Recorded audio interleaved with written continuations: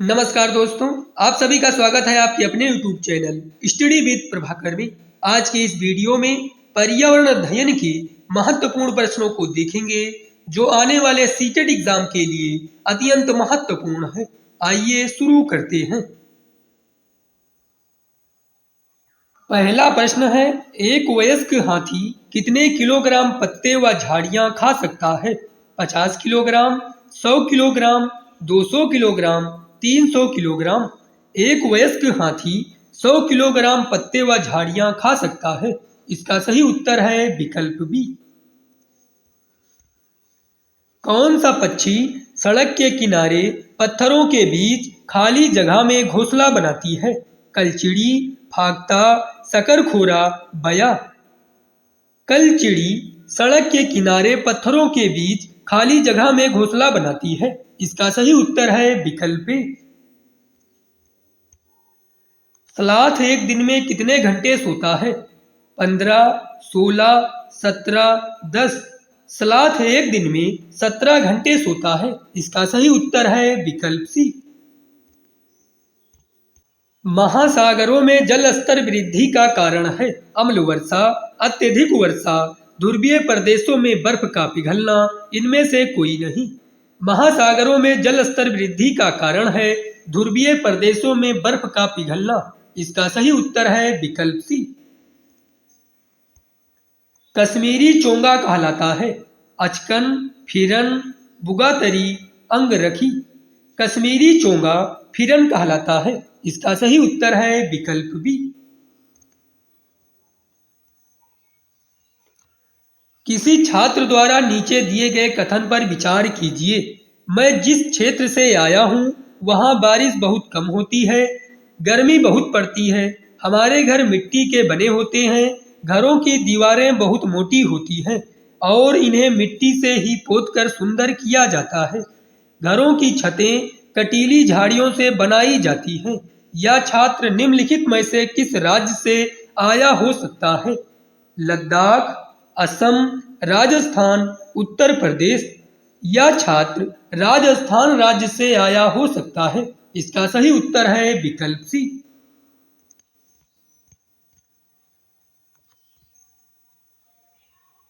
दृष्टिबाधित विद्यार्थियों को पर्यावरण अध्ययन पढ़ाने के लिए निम्न में से कौन सी युक्ति सर्वाधिक उपयुक्त है?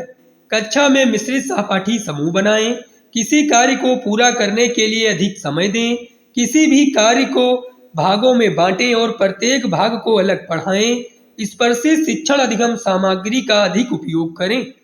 दृष्टिबाधित विद्यार्थियों को पर्यावरण अध्ययन पढ़ाने के लिए स्पर्शित शिक्षण अधिगम सामग्री का अधिक उपयोग करें। यह युक्ति सर्वाधिक उपयुक्त है। इसका सही उत्तर है विकल्प डी।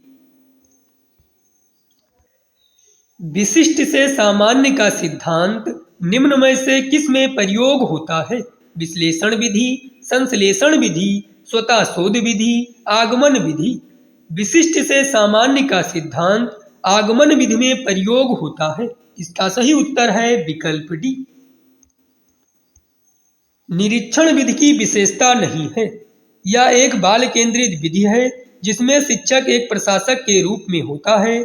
यह विधि विभिन्न सर्वेक्षणों द्वारा अपनाई जाती है। यह एक मनोवैज्ञानिक पद्धति है। यह प्रत्यक्ष अनुभव पर आधारित है। निरीक्षण विधि की विशेषता नहीं है। यह एक बाल केंद्रित विधि है जिसमें शिक्षक एक प्रशासक के रूप में होता है। इसका सही उत्तर है विकल्प ए। चांगपा जनजाति आमतौर पर किस प्रकार के घरों का उपयोग करती है? इग्लू बर्फ से बना घर, रेबो, पक्का घर, निम्न में से कोई नहीं। चांगपा जनजाति आमतौर पर रेबो प्रकार के घरों का उपयोग करती है। इसका सही उत्तर है विकल्प बी। पर्यावरण अध्ययन के शिक्षक को निम्न में से किस पर ध्यान देना चाहिए?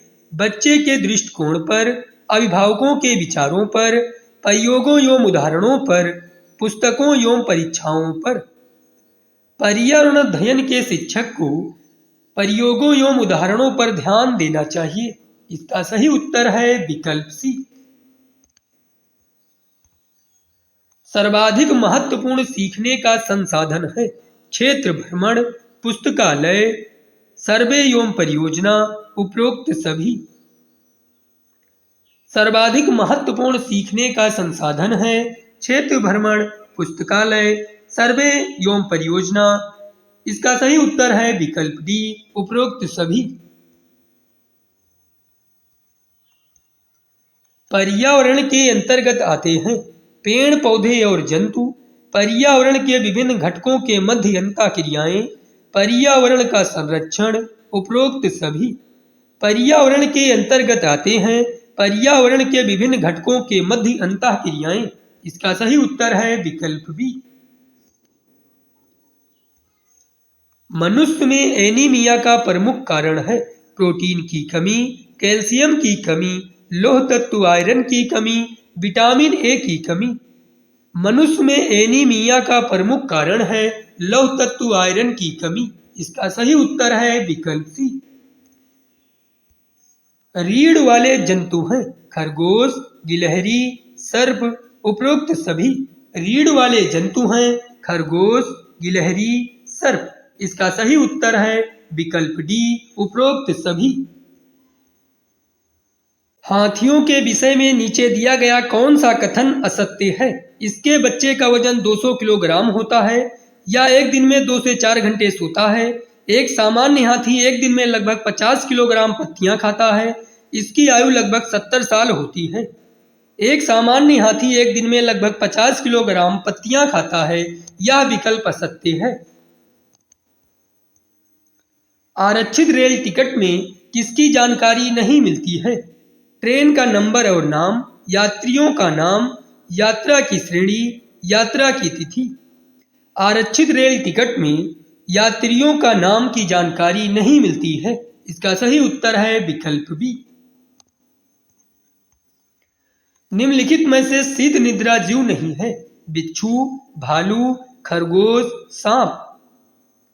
शीत निद्रा जीव नहीं है खरगोश। इसका सही उत्तर है विकल्प सी।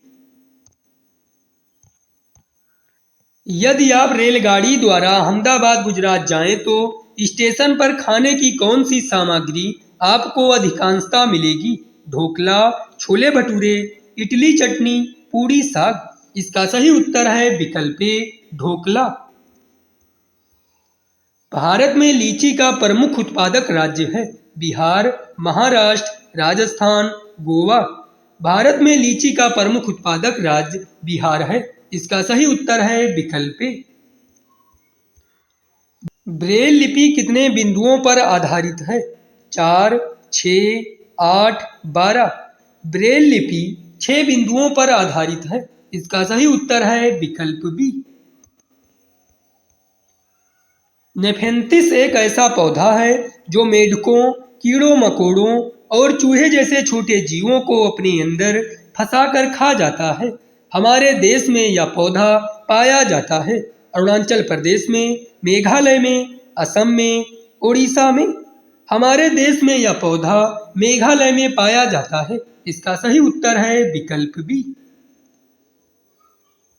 किस प्रकार के पक्षी की चोंच मीट को काटने और खाने के काम आती है? तिकोने आकार की चोंच, सीधी और पतली चोंच, हुक जैसी चोंच, लंबी पतली सुई जैसी चोंच। हुक जैसी चोंच मीट को काटने और खाने के काम आती है। इसका सही उत्तर है विकल्प सी। वह कौन सा ऐसा पक्षी है जो अपने साथी के वियोग में अपना प्राण त्याग देता है? सारस, बाज, गिद्ध, कोयल। अपने साथी के वियोग में अपना प्राण सारस त्याग देता है। इसका सही उत्तर है विकल्प ए। किसी सभा में अपना परिचय देते समय किसी छात्र के कथन पर विचार कीजिए। मैं जिस जगह से आया हूँ वहाँ के अधिकतर लोग सरसों के तेल में बनी पकी मछली खाना पसंद करते हैं। यह छात्र किस जगह से आया हो सकता है? गोवा, केरल, कश्मीर, मिजोरम।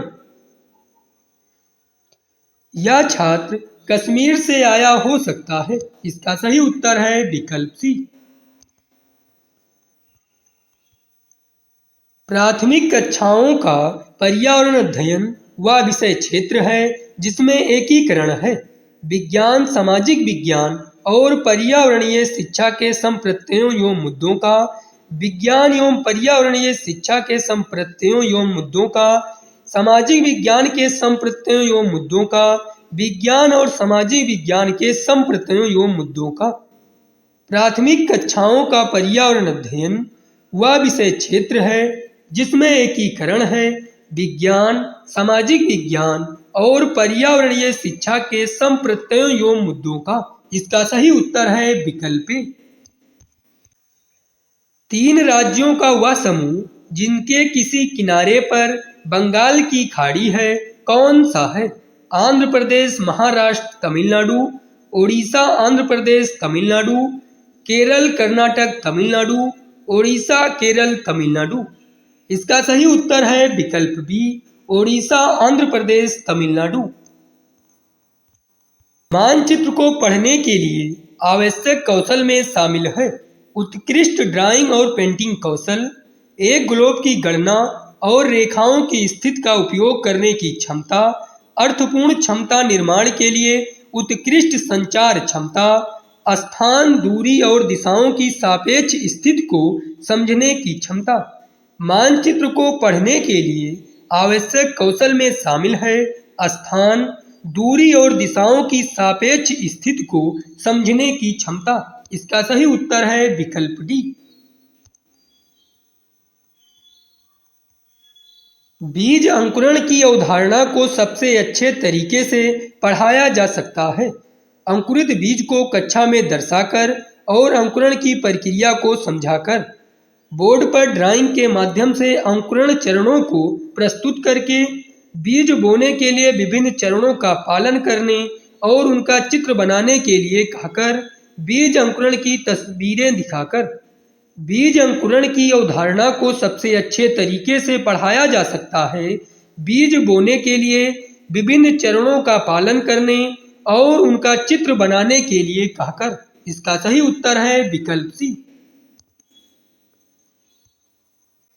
ईवीएस पाठ्य पुस्तक में रेलवे टिकट का नमूना दिखाने का विचार छात्रों को रेल किराया के बारे में बताना है, उन्हें टिकट में उपयोग किए जाने वाले विभिन्न संक्षिप्त अक्षरों का ज्ञान प्रदान करना है, निर्णय लेने के लिए छात्रों के कौशल को बढ़ाना है, वास्तविक जानकारी के साथ बातचीत करने और अवलोकन के कौशल को विकसित करने का अवसर देना है। ईवीएस पाठ्य पुस्तक में रेलवे टिकट का नमूना दिखाने का विचार वास्तविक जानकारी के साथ बातचीत करने और अवलोकन के कौशल को विकसित करने का अवसर देना है। इसका सही उत्तर है विकल्प डी।